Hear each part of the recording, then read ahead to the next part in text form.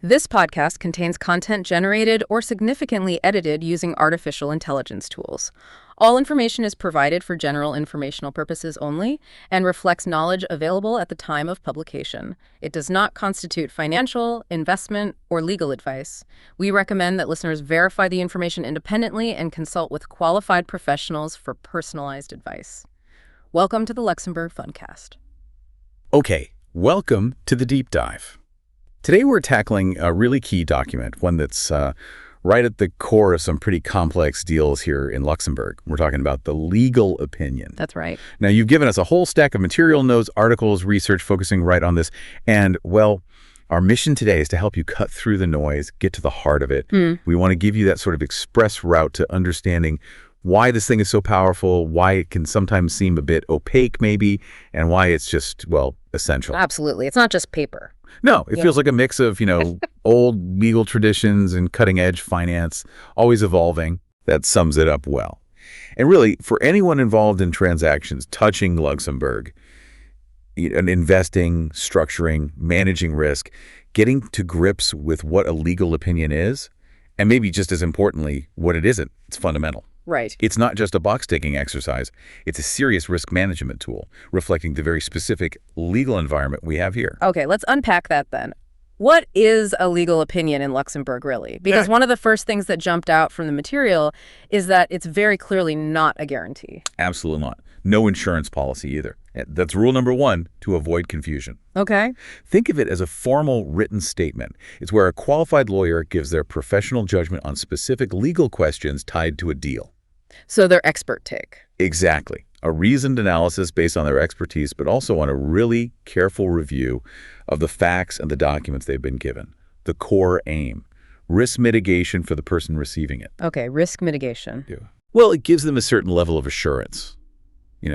Assurance about the legal underpinnings of the deal. Things like, does the other party actually have the legal capacity, the authority to even sign this agreement? Right. Can they actually do what they say they'll do, legally speaking? Precisely. And are the main promises they're making, the obligations, are they legally valid? Are they, in principle at least, enforceable under Luxembourg law? But, and this is key, it's an opinion. Not a promise. Right. It's based on a specific set of facts under specific laws at a specific moment in time. It's not some kind of blanket protection against any future legal headache. So if I'm, say, a bank lending money, I'd ask the borrower's lawyer for this opinion on the borrower's legal standing? Typically, yes, or your counsel would work with their counsel to get it. And you're right, it's become almost indispensable, as the source material says, in the vast majority of significant financial and corporate deals here. Like what sort of deals are we talking? Oh, the big stuff. Major cross-border loans, international bond issues, complex M&A, setting up large investment funds, especially alternative funds. Luxembourg's a major hub for these. And it's the outsiders, the lenders, the investors who demand it? Usually, yes. Yeah. They need that comfort. It's like an independent check. Yeah. The company says, yes, we're properly set up. We can sign this huge loan agreement. And the opinion is the lawyer saying, yes, based on our review, those fundamental legal points check out. Exactly. It validates those core legal representations. It's that essential third-party verification. Now, here's that phrase that caught my eye. The source material calls it a delicate transplant. What's that about? Is it likely to fail? No, not fragile in that sense. Yeah. Delicate, more like requiring careful handling, careful adaptation. See, for the whole practice of using legal opinions like this in finance deals, it was largely imported. From where? From the common law world, mainly. Think the U.S., the U.K. It's standard practice there in finance. But Luxembourg isn't common law. Exactly. Luxembourg is firmly a civil law country. Its roots are deep in the French Napoleonic codes, influenced by Belgian law, too. So you had this common law practice needing these detailed opinions, and it had to be carefully grafted onto and adapted for this very different civil law system. So transplanting a practice between different legal traditions. Precisely. And that blend, that delicate transplant, is fundamental. It really shapes the opinion structure, the specific language used, and crucially, the limitations and qualifications. That's where you really see the civil law influence and why a Luxembourg opinion isn't identical to a U.S. or U.K. one.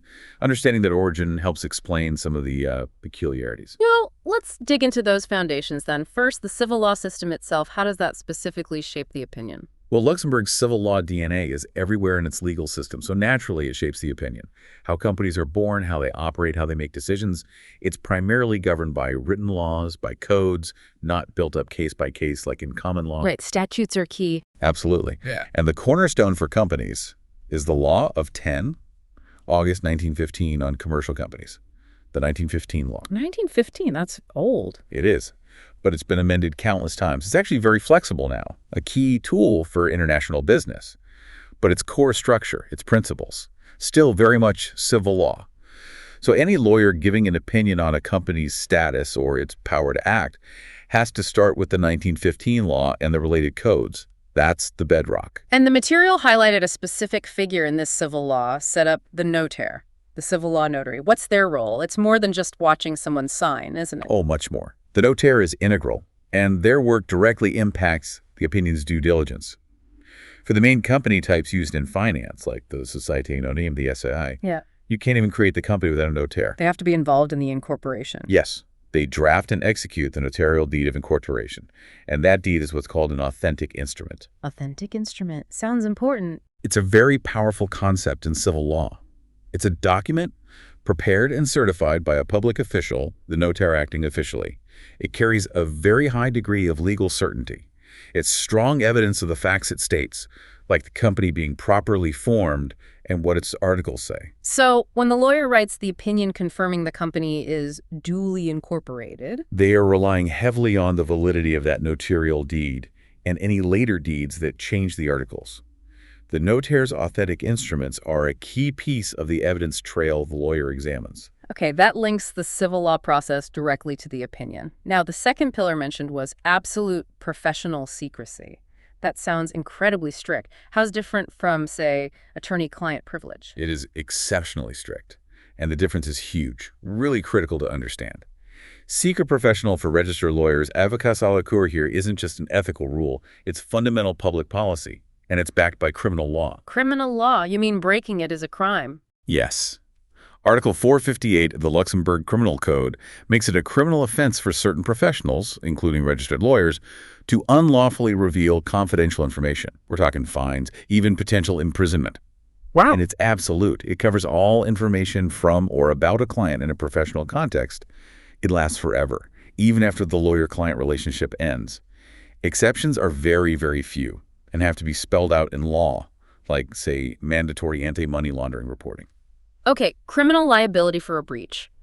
Why is that level of secrecy so vital for issuing legal opinions? Think about the due diligence needed.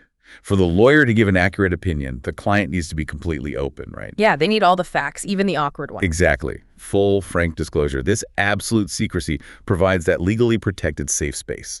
The client can share everything, knowing it's shielded by criminal law, allowing the lawyer to get the full picture needed to form their judgment and do the rigorous review for the opinion. It builds that essential trust. So, is everyone giving legal advice in Luxembourg covered by this criminal-level secrecy? Like, what about lawyers working inside a company? Ah, that's a crucial distinction, and one international parties sometimes miss. No. This strict secret professional, the one backed by Article 458, applies only to registered lawyers admitted to the bar here, the avocats à la cour. Not to in-house counsel. Correct. Lawyers employed directly by a company, known as juristes d'entreprise, are employees. They don't benefit from this specific criminally sanctioned professional secrecy regarding the information they handle for their employer. That is a massive difference in protection. What does that mean practically in a deal? It's critical. It means that if you need legal analysis covered by that highest level of confidentiality, especially the kind of deep due diligence underpinning a formal legal opinion that third parties will rely on, it has to come from an external avocat à la cour. So in-house lawyers are vital, but for that formal protected opinion for outsiders? It must be an external bar-admitted lawyer. Their communications have a different legal status regarding compelled disclosure. For anyone used to, say, broader U.S. attorney-client privilege concepts, understanding this specific Luxembourg setup is absolutely key. Okay. The material then walks us through a typical opinion, clause by clause. It calls it a highly formalized legal instrument. Let's break down that structure. What does each bit do? Absolutely. The structure isn't random, it's very deliberate. Each section plays a role in defining the opinion's scope and, importantly, managing the legal risks for everyone involved. It kicks off with addressees and reliance. Why start there? It's all about liability. Who gets to rely on this opinion? The lawyer needs to control that. By naming the specific recipients right at the start, the lawyer makes it crystal clear. This judgment is for you in the context of this specific deal and no one else. So it stops it being passed around and used for other things. Exactly. It prevents unintended reliance, uncontrolled use, and manages the lawyer's professional risk exposure. Next up, documents examined. Sounds like showing your work. That's a great way to put it. This section defines the factual universe the opinion is based on. It's a meticulous list of every single document the lawyer looked at. Like what? The company's articles of association, the statutes, recent official excerpts from the public registers like the LBR, minutes from board or shareholder meetings that approved the deal, the actual transaction agreements, everything. And the point is, The lawyer is saying, my conclusions are based on reviewing these documents. If a crucial document wasn't on this list because it wasn't provided, then any legal issue arising from that missing document is, by definition, outside the opinion's scope. It sets the factual perimeter. then we get assumptions, hypotheses. The material says these are often misunderstood. Are they just loopholes for the lawyer? Definitely not loopholes or excuses, though sometimes they might look like boilerplate. They're essential. They state upfront certain factual matters the lawyer is not independently verifying, Why not? because it's about allocating responsibility. The lawyer handles the legal analysis under Luxembourg law. The assumptions clarify which factual things they're taking as true without digging into them themselves, often because it's outside their expertise or impossible to verify practically. Like what sort of things? Standard stuff. Signatures are genuine, copies are true copies of originals, factual statements made by the client are accurate. The lawyer doesn't audit the client's business facts. And crucially, that any issues under foreign laws or needing foreign approvals are handled elsewhere. The opinion is strictly about Luxembourg law. Assumptions make the process workable. Okay, now the main event, the operative clauses. This is where the lawyer actually states their conclusions, right? What are the key ones? Yes, this is the core, the lawyer's formal legal judgments. You'll almost always find these key ones. Okay. First, corporate status. Confirms the company is duly incorporated, dûment constitué, and validly existing, valablement existant.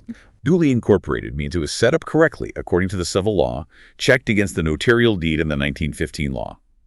Validly existing means it hasn't been dissolved or struck off, checked via a fresh LBR excerpt.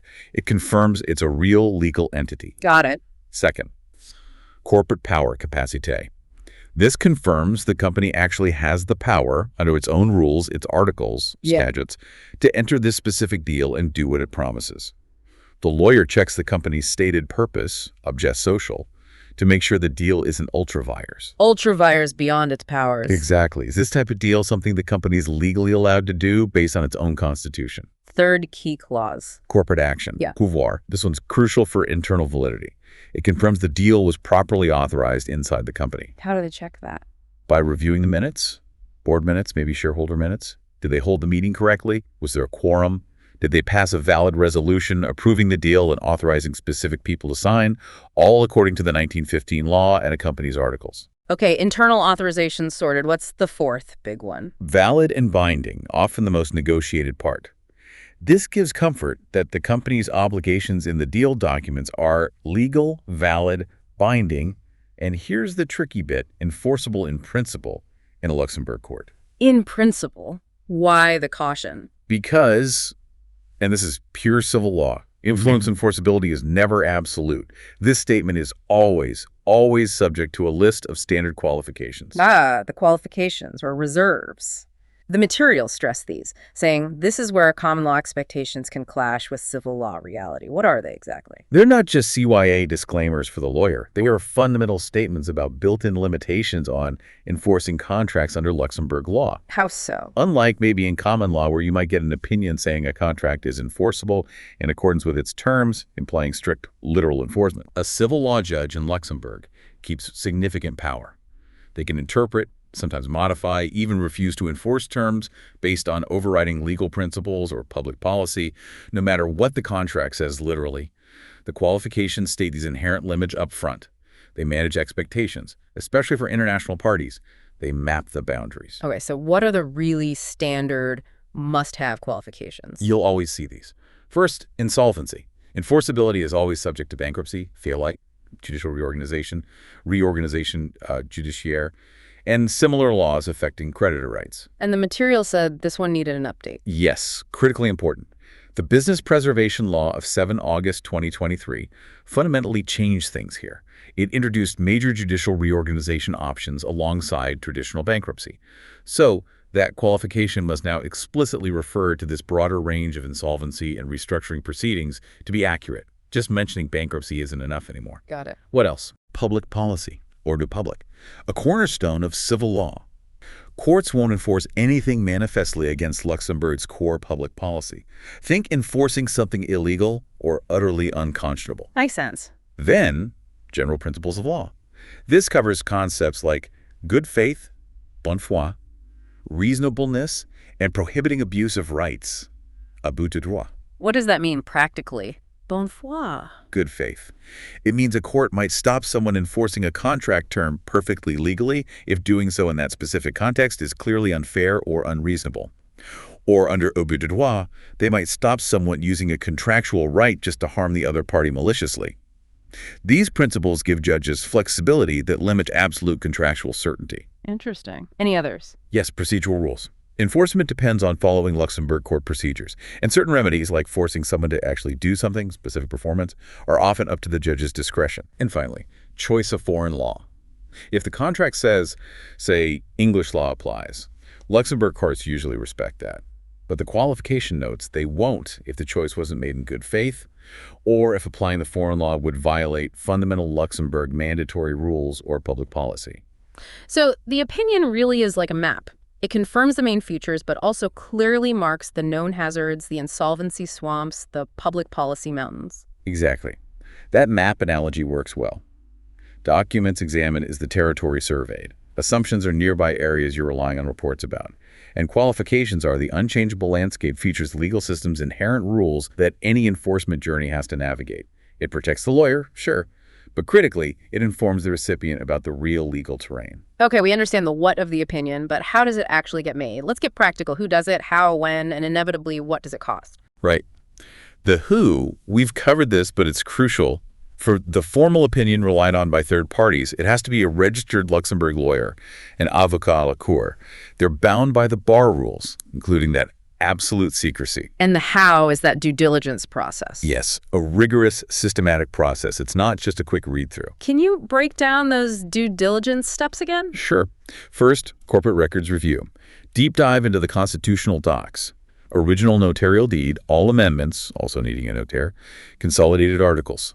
Checking the legal form, the purpose, objet social, the internal rules. Okay. Step 2. Public registry searches, getting fresh, official excerpts from the Luxembourg Business Registers, the LBRRCS.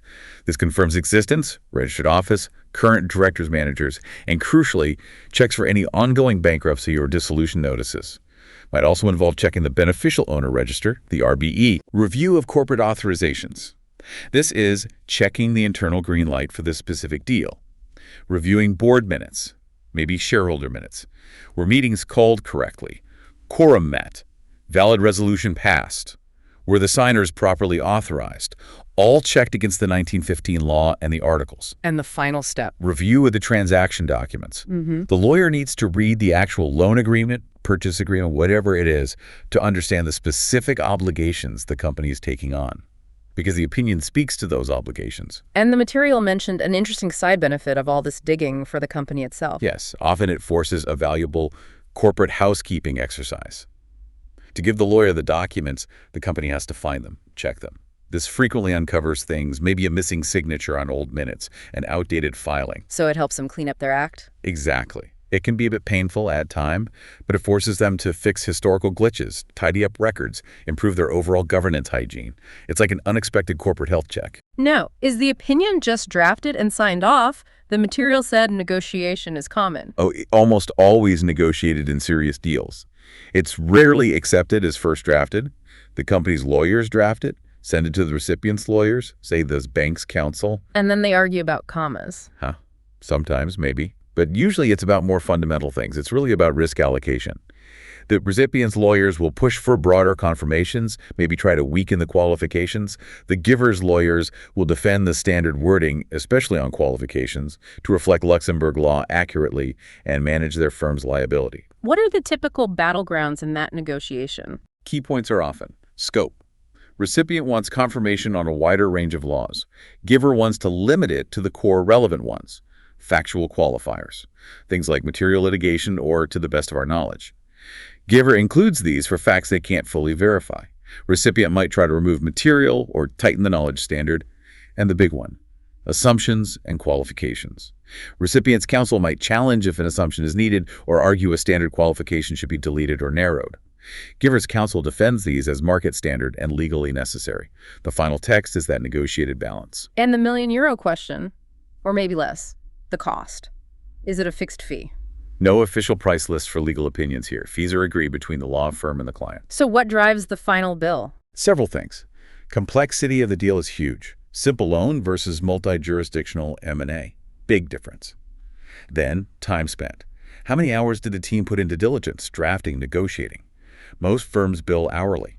Also, risk and responsibility. A higher value, higher risk deal usually means a higher fee, reflecting the firm's potential exposure. And, of course, the lawyer's experience level affects their hourly rate. How is it usually structured? Hourly rates? Typically, yes. Different rates for partners, associates, paralegals, often a retainer up front. The final invoice shows fees based on time, plus disbursements, admin costs, often a percentage of fees, plus VAT, currently 17%.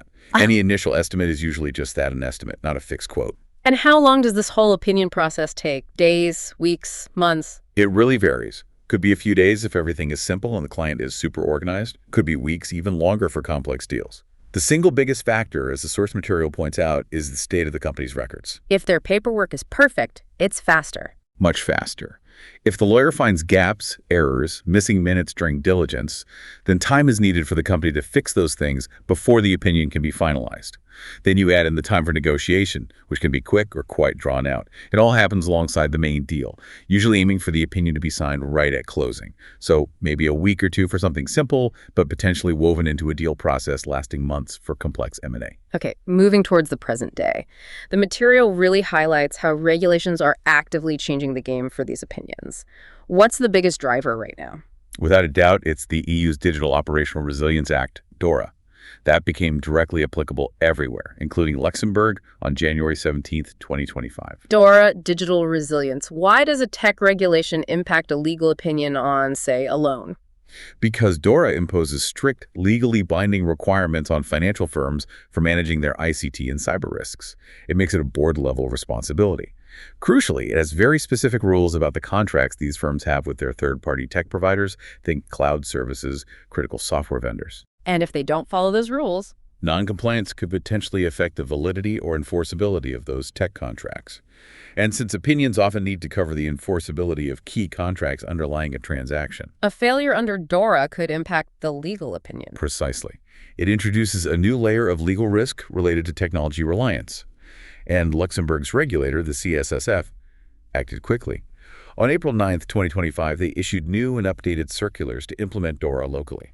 Okay, tell us about those CSSF circulars. What do they do? The key ones are the new circular CSSF 25882 and the amended circular CSSF 228806. 25882. What's that one for? That's the main DORA implementation circular for CSSF-supervised firms. It gets practical. Mandatory prior notification to the CSSF for deals involving critical ICT functions. A very detailed annual register of all ICT third-party providers that has to be submitted to the CSSF. And specific new rules for cloud computing, including appointing a dedicated cloud officer. Okay, and the other one, 22806, that was an existing one. Yes, 22806 was the general outsourcing circular. It got amended by Circular 28883, and this creates a kind of dual-track system, which is important. Dual track? How so? For firms covered by DORA, the amended 22806 now only applies to their non-ICT outsourcing. All their ICT outsourcing and third-party tech risk falls under DORA and the new 25882. But for financial firms not in DORA's scope, The amended 22806 still covers all their outsourcing, including ICT. Wow, okay. So you need to know first if the entity is subject to DORA to know which set of CSSF rules applies to their tech contract. Exactly. It adds complexity. If you're opining on a deal involving a DORA entity's tech arrangements, your due diligence now must check DORA and 20882 compliance. Opinions will likely need new, specific qualifications related to DORA risks. The source material had a comparison table showing the differences. What are the main practical distinctions for ICT between DORA and non-DORA firms now? Yeah, the table makes it clear. Governing rules. DORA 25882 versus amended 22806. Scope. DORA covers all ICT services. 222806 focuses on ICT outsourcing. CSSF notification. DORA needs prior notice for critical important functions. 22806 needs it for material outsourcing. Register. DORA mandates a detailed annual submission to CSSF. 22806 requires a register available on request. Contract clauses. DORA Article 30 dictates specific clauses. 22806 has its own set. Cloud rules. DORA is more specific, mandates a cloud officer. 22806 requires good governance, but not that specific role. It really highlights the new regulatory layer DORA adds. So DORA is the big one. Any other recent legal changes impacting opinions? Definitely.